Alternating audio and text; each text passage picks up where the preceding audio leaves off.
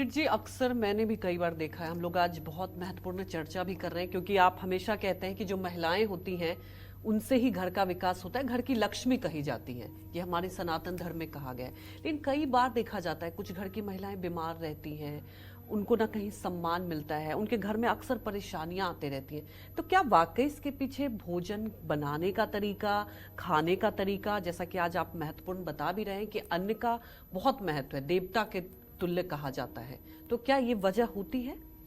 देखो, ये भी वजह होती है और इसके साथ साथ और वजह होती है। जी। और वजह ये होती है कि शरीर केवल शुभ से निर्माण हो ही नहीं सकता।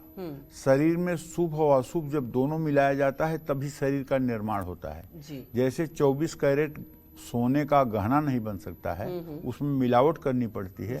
उसी तरह से केवल शुभ से शरीर का निर्माण नहीं होगा। अगर केवल शुभ है तो आपको स्वर्ग में रहना पड़ेगा, वैकुंठ में रहना पड़ेगा। जब कुछ अशुभ तत्व इसमें मिलाया जाएगा तभी ये मानव शरीर बनेगा। मतलब हर इंसान में अच्छाई बुराई दोनों ही। तो अब इसका एक प्रारब्ध होता है जिसे ब्रह्मा निर्धारित करते हैं और उसमें लिखा होता है कि 10 साल की उम्र में चोट लगेगी, 12 साल की उम्र में बीमारी होगी, 16वें साल में आपको ऑपरेशन होगा, 24वें साल में आपको हार्ट की प्रॉब्लम होगी, 40वें साल में आपको ब्लड प्रेशर होगा। ये सब पहले से पूर्व निर्धारित है। ठीक है। अब इसको कहते हैं मतलब कि संचित कर्म। संचित कर्म।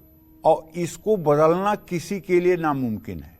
तो कोई बड़े बड़े संत, देखो बड़े बड़े संत, बड़े बड़े महात्मा, स्वामी रामकृष्ण परमहंस जैसे संत, गले का कैंसर था, महाकाली सामने से बात करती थी उनसे, लेकिन गले के कैंसर के कारण मरने से पहले भी खून की उल्टियां हुई।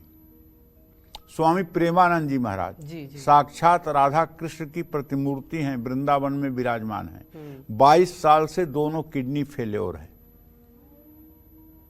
लेकिन आप कह रहे हो बदला नहीं जा सकता है। हाँ, बदला जा सकता है। ऐसा हमने उच्च कोटि के संतों के मुख से सुना है, बदला जा सकता है। लेकिन तब बदला जा सकता है जब वो अपने भजन बल को अपने रोग को समाप्त करने में लगा दे। अच्छा। लेकिन ऐसा वो करते नहीं हैं। क्यों नहीं करते हैं?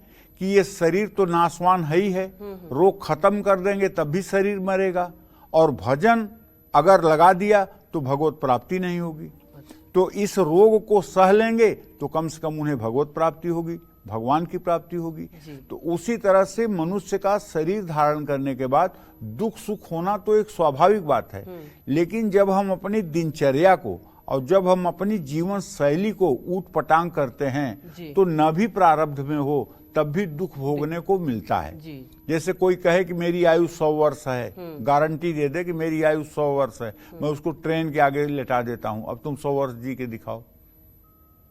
ठीक है। तो कुछ करनी, कुछ कर्म गति, कुछ तो करनी है और कुछ कर्म की गति है। इसलिए एक ही बात को नहीं मान करके चला जा सकता है। कर्म बहुत बड़ी चीज है। तो जिस घर में भोजन बर्बाद होता है वहां रहने वाले लोग पहली बात तो सभ्य नहीं होते हैं। ऐसे घर की महिलाओं की सेहत अक्सर खराब रहती है। ऐसे घर की महिलाएं घर के किसी बड़े फैसले में शामिल नहीं हो पाती हैं।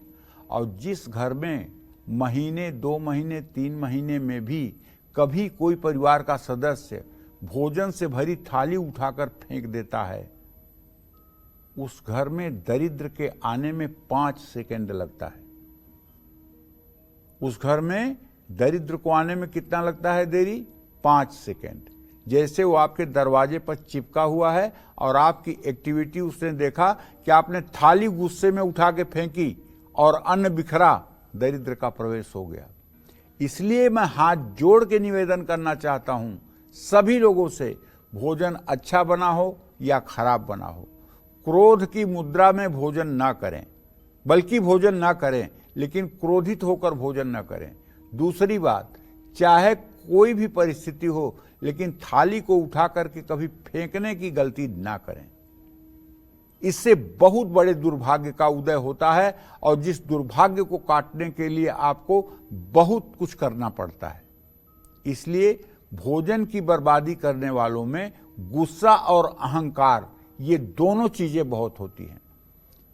जिस घर में अन्न की बर्बादी होती है वहां धन की हमेशा कमी रहती है, मान सम्मान की हानि होती है, जीवन में काफी संघर्ष करना पड़ता है, परिवार के सदस्यों में ज्ञान और बुद्धि का अभाव हो जाता है।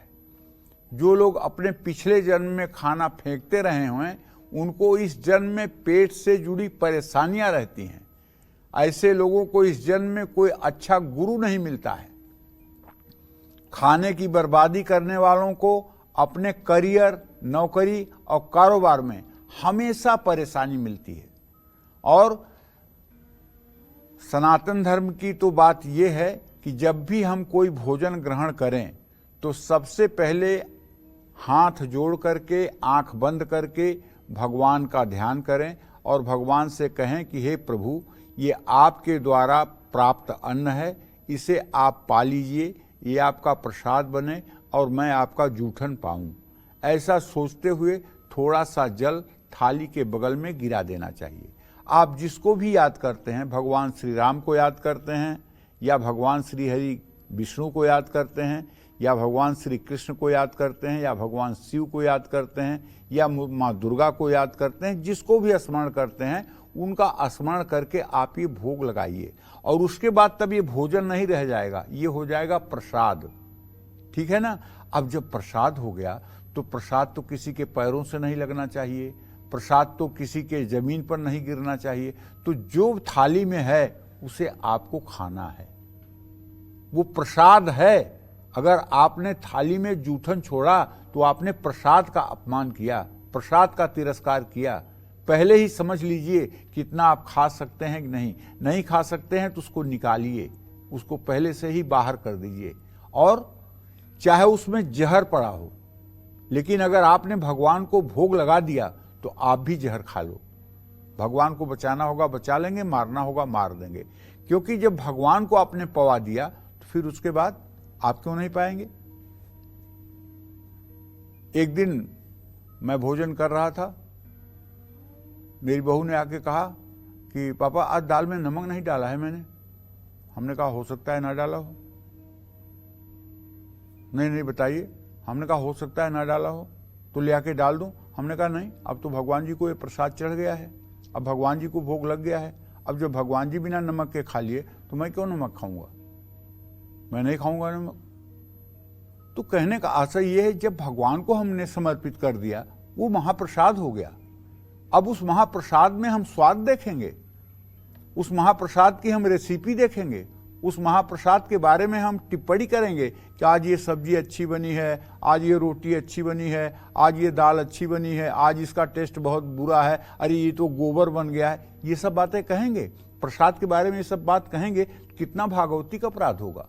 इसलिए हर सनातन धर्मी को भोजन ग्रहण करने के पहले 1 मिनट के लिए संतोष करके भगवान का स्मरण करते हुए, भगवान का नाम चिंतन करते हुए, भगवान को अन्न समर्पित करके तब भोजन करना चाहिए। इससे बुद्धि शुद्ध रहती है, विवेक जागृत रहता है और आप बुरे मार्गों पर जाने से बचते हैं।